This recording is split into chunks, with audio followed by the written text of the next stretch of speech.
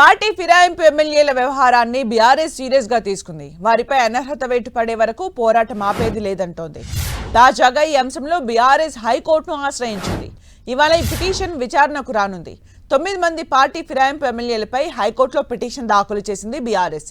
Party మారిన వారిలో Gudem Mahipal Reddy municipal ఎన్నికల్లో బీఆర్ఎస్ అభ్యర్థుల్ని గెలిపించుకుని తాను బీఆర్ఎస్ లోనే ఉన్నానంటూ సంకేతం ఇచ్చారు. పార్టీ మారిన 10 మంది ఎమ్మెల్యేలు బీఆర్ఎస్ లోనే ఉన్నారంటూ ఇటీవల అసెంబ్లీ స్పీకర్ తీర్పు ఇచ్చారు. స్పీకర్ తీర్పును సవాల్ చేస్తూ హైకోర్టును ఆశ్రయించింది బీఆర్ఎస్.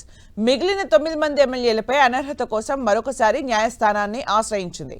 గూడెం మహిపాల్ రెడ్డి, ప్రకాష్ గౌడ్, అరికపూడి గాంధీ, బండ్ల కృష్ణమోహన్, తెల్లం వెంకట్రావు, పోచారం శ్రీనివాసరెడ్డి, కాళే యాదయ్య, సంజయ్ కుమార్, దానం నాగేందర్, కడియం శ్రీహరిలపై అనర్హత వేటు వేయాలని బీఆర్ఎస్ పోరాటం చేస్తోంది.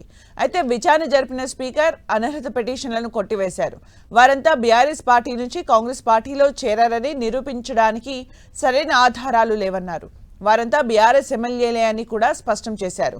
స్పీకర్ నిర్ణయంపై బీఆర్ఎస్ తీవ్రంగా స్పందించింది. రాజ్యాంగాన్ని ఖూనీ చేశారని, తన హక్కుల్ని స్పీకర్ దుర్వినియోగం చేశారని ఆరోపించింది.